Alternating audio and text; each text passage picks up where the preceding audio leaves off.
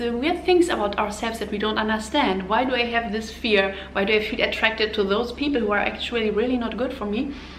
It doesn't come only from us and our experience. It's passed down. No past lives, don't worry, it's not esoteric. It's passed down genetically through all the generations that came before us. There are wonderful studies to back this up. Hello, YouTube. So, welcome to this live where we talk all about my story. I'm so happy that you are excited to hear this. I also, I love talking about myself. Probably you don't know because I don't talk so much about my story or like everything that's going on in my life unless you're in a workshop with me. Then you will notice that I really love sharing all the life's learnings and things. Yes, so I will just start talking, and I will, as I see your questions, I will just also directly answer them. I try not to make it too long, because I know that it can be like somehow off-putting when you want to watch it again, and then it's just like such a long video. I also stop rambling around. Thank you all for coming. Welcome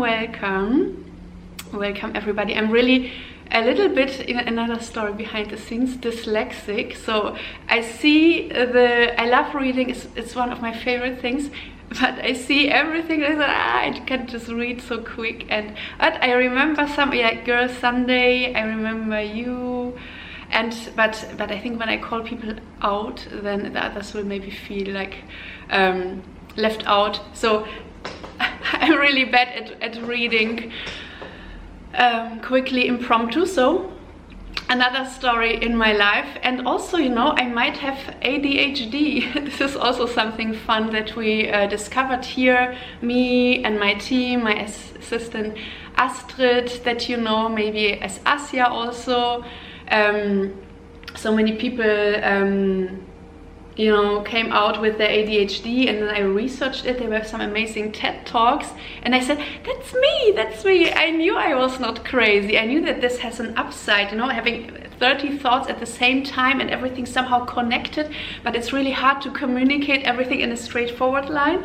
And it's also like when you write a book, it's such a, everything is 3D and interconnected and you see it all, but how to break it down for people who think really straight. And also, to communicate, you have to break it down straightforward. So, yes, let's start with the story, how I came to belly dance and also then to the pelvic floor, and like just developing all the stuff that I have developed. And yes, so I was a kid that was always like a little bit like not there. I was always a weird kid. My parents were always like, what is up with you? Why can't you speed up? You don't understand anything. Like I thought I don't get it. I don't know what they were thinking about, what they were talking about, what they were caring about. Coco, you are amazing. Maribel. Thank you, Maribel. And I was really, it was very sad and depressing because I didn't know, I felt like I'm behind a veil and I don't really understand what's going on. They were running there, they were doing this, and then they knew it was time for this and that, and I had no idea. Everybody was somehow really quirky and busy, and I was just like, it's all too much for me. And then it was really sad also, like in school, I totally didn't get any of it. And it was just confusing, and of course it made me sad and alone. And my mom also found me often like in the kindergarten already. They were already beating me up, and then I was just lying in the corner crying.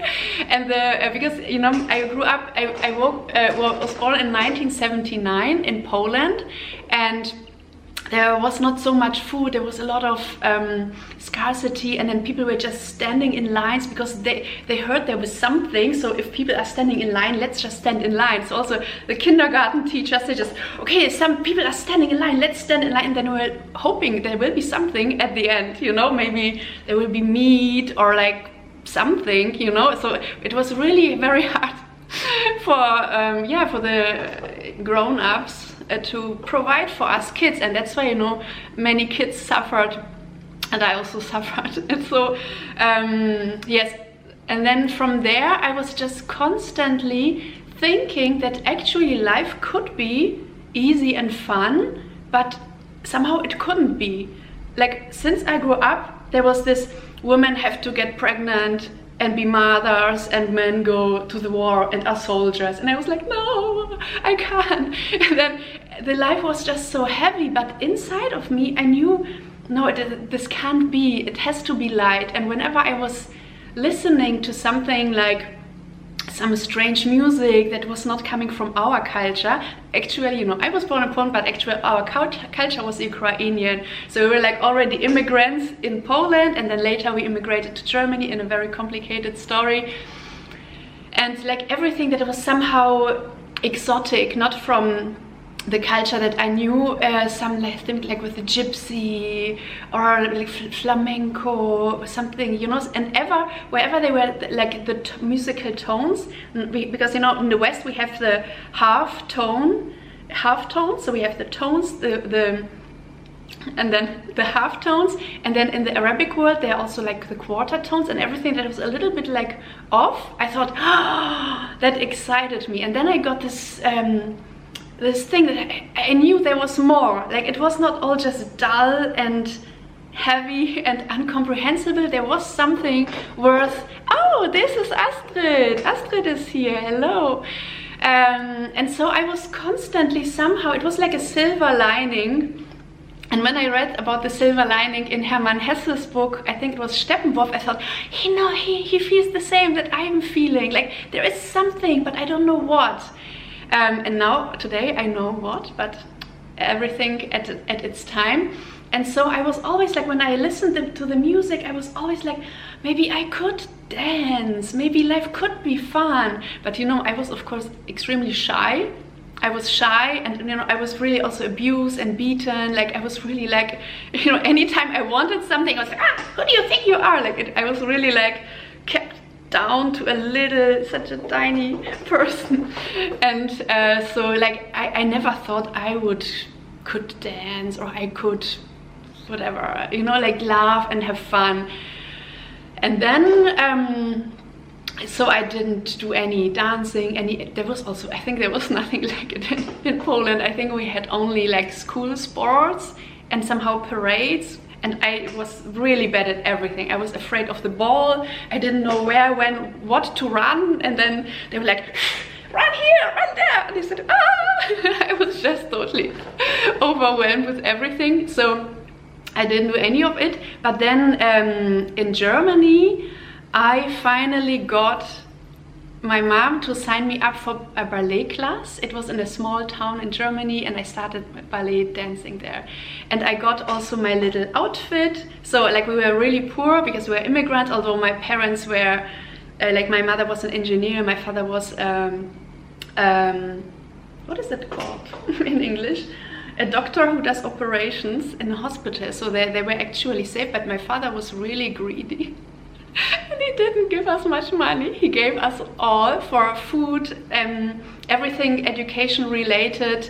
My mom got only 400 Deutschmarks, which is 200 euros. And then she had to scrape by. So we had just used food, no, we didn't have used food. Used clothes, you know, just like hand-me-downs from some people. Never feeling like somehow pretty, always feeling like this weird kid with the ugly clothes.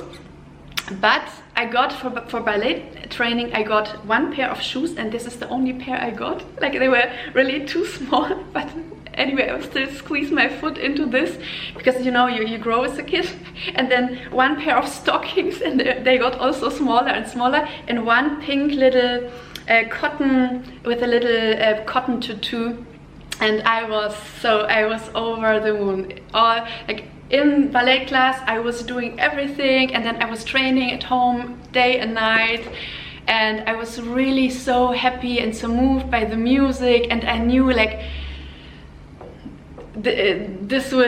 something is there. So this made me feel alive, and this gave me more a sense of also my body.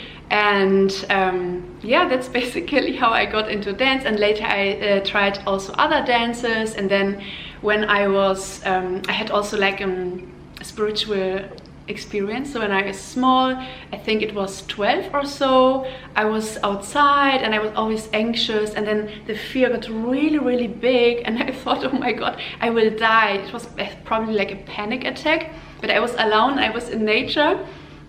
And then I had no idea what will happen. Will somebody come from the sky and kill me, or like will the earth open? I didn't know what was I afraid of. And then I just said, whatever.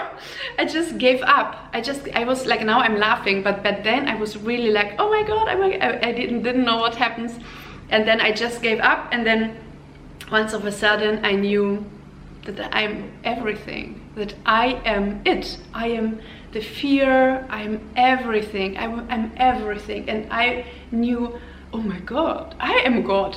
Because I was always wondering, who's that God? Does God even exist? I always did little challenges like, okay, if God exists, then, so God, if you exist, then when I roll a dice, make a 6. And then he didn't make a 6, it doesn't exist. Then I said like bad swear words to God, and then I waited if he will come from the sky, and never did anything. So, but then when I had this experience, I actually basically just like connecting to everything and just being part of all the consciousness. But as a kid, I totally didn't know this. So I was just Catholic, and there was nothing like it in the stuff that was given me from the church. So I didn't know anything about mystics, you know, like all those really cool things that are also like in every religion, also in the Catholic religion, like Meister Eckhart and people like this.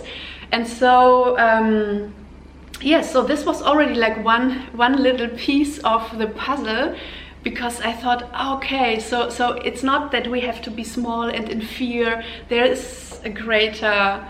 is something more to life. But because I was the only one, nobody believed me, and you know, I got into a lot of ups and downs, depressions, and then, but on the other hand, I got really brave. So I didn't give a fuck about anything. I was really fearless. So I was fearless, I was asking boys out, I was doing this and that, and then I just became a very different person that I was before. So from like the gray flower, I came to be like a more of a wild, or like at least not a fearful little girl. And I did breakdance and yoga and hip hop and jazz dance, like everything that was there, like in the little town and in the towns around. And yes, and I think that if I wouldn't have had any of these like outlets and nothing to cling to, of the silver lining, where I got the feeling that there is something, that I'm onto something, then I would have just probably killed myself. So I had tried to kill myself also like many times, or like, and I had thoughts about this all the time, because life was just like worthless. So yeah, it was just like, it didn't make any sense. It was just like, why suffer? Like it's stupid. It doesn't make any sense. I just don't want it. So, and yes, and then also one fun thing that I did, and I even have a picture, I will post it somewhere, some of you maybe know it. I did a belly dancing class, and this was 1988, 9 or 1990. So in this time, because this was when I was in the primary school, I did a belly dancing class, and I did my very first belly dance performance, where I got to dress up with a bra from my mom, a skirt from my mom, and some coins that I found somewhere, and I was the belly dancer. So this was my first performance as a belly dancer. And I feel like I'm really rambling here. Okay, let's get to the point. No, this is because yes, okay, so yes, basically I believe that really this drive to the silver lining, to get to where life makes sense and where you feel yourself, basically drove me to dancing. And yes, so I was dancing a little bit here and there, and then I started to study architecture in Wuppertal, where I also learned real belly dance. So I was doing belly dancing like, you know, like really secretly, because it was not cool. Like in the 90s, belly dance was really not cool, and I was of course very cool. So I was a skater, and then I was a punk, and I was always, you know, like somehow, you know, like I was always like forward thinking. And then this belly dance, I had this urge to do this, I had this drive to do this, but it couldn't justify it. It was not feminist, it was weird, it was from a different culture that has different values than what I was fighting for all the time. So it was very confusing to me. I wanted this, but on the other hand I also thought like, no, it doesn't make any sense. Why would I want this? And there were women like Mata Hari, you know, maybe the Spy, and some other, you know, like femme fatale that were inspiring for me, because I thought, so they were somehow connected to their feminine essence and they had fun with it, but they were also intelligent and doing, well, maybe being a spy is not the most, not the best thing for humanity. I don't know on which side she was, but you know, like I got the feeling that it's possible to have a life full of purpose and, you know, like of joy and fun. I'm just learning at 61, never too old. I love it, Salt Girl. Yes, and you know what? I believe that what we had this discussion also on Facebook with great girl, I think Ashcroft, Jean-Marie. I'm so bad with names, but a little, I think her name is Jane Ashcroft or something. But she's on Facebook. You will find her if you want to go to the comment. And she said, "Hey Coco, I connect to your story. I did the same, and this is how I found pole dancing or burlesque, like, you know, like, but something around this style." And I wrote that I believe that our bodies guide us. So when we connect to our bodies, they will guide us to these feminine dance forms, to these feminine arts. Because this is what happened to me. I had it not under control. My body just said, I want this, you know, because it made me so excited. Although I had no connection to the Arabic culture. But whenever I listened to the music, I got so goosebumps and everything. Like really, I got so emotional. And there is no explanation, but my body knew that this would be my healing. This would be my next step. And yes, I believe this to be true. And yes, and then in Wuppertal I found my very first belly dancing class by Mona, an Iraqi woman. And I will tell you also about the DVDs that I had. Ulaya Gadala, maybe some of you know her. Ulaya Gadala, she was like the woman who had like DVDs in the 90s. So I had her DVDs. Of course, I got them from the library. So like I was going there, like always giving it away, waiting one day, and then taking it out again. So I was totally obsessed. I think it was also only one DVD that I had that I was dancing with secretly. And then yes, this is really something so interesting, and all of this connection was directly also cathartic. So every time I connected to my body, of course I felt like sexy and empowered, but also many times I was just processing things, unclear things that I didn't even know what it was. Like I was just crying and dancing and crying. And it was like the feeling of sometimes like coming home, or oh my god, this was here all the time and I didn't know. But sometimes it was also like, just like, what is this? I don't know what it is, but I have to cry. Sometimes I got really angry. Sometimes I I think it's like all the things that were stored in my body. Because, you know, all cultures have some kind of processing, trauma processing, emotional processing done with dance and rhythms. And now the science is catching up to this, that this is also really good for all of us. This is a thing that humans developed, not just because they like it, because it's fun, but it's really an integral part of our emotional health. So rhythm, dance, and for women somehow these snaky moves, they are essential for our healing. And another thing that I also wanted to say is that the stuff that we have in our body, the emotions, the weird things about ourselves that we don't understand. Why do I have this fear? Why do I feel attracted to those people who are actually really not good for me? It doesn't come only from us and our experience. It's passed down. No past lives, don't worry, it's not esoteric. It's passed down genetically through all the generations that came before us. There are wonderful studies to back this up with trauma survivors, like war crime survivors, and they have passed down certain changes in their genetical code to their offspring. And there was also this wonderful mice study that I have told in many interviews, so you probably also know it, that I will just quickly say it in case you don't know it, otherwise I will say it.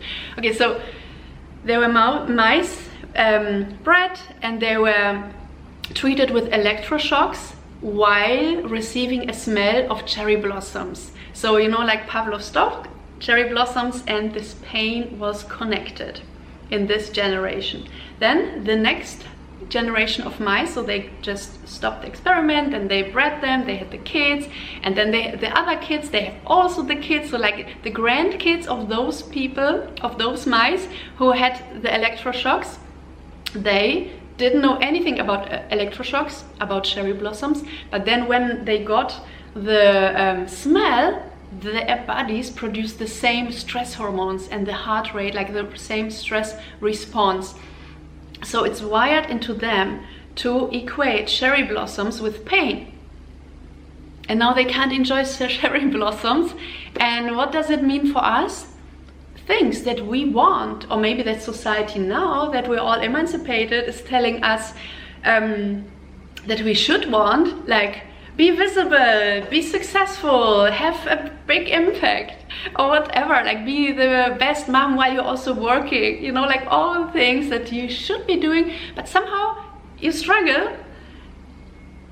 It might be our cherry blossoms. So, you know, over past the generations, it was not safe for women to be visible and to be confident, to be sexy, to speak up, to just speak their voice, to say no. It was just not safe, you know, like I'm smiling, like we are just so smiley, we're so kind and so nice. So it's our condition, and that's why we still can do a lot about it, because, you know, there are a lot of like healing practices where you say, oh, that's not mine, I give it away, it's my grandma's pain, I give it away. But actually it is in your body, and this means it is in you. So it's a part of you, like all the stuff that you have inherited from your grandmothers and those others before, it is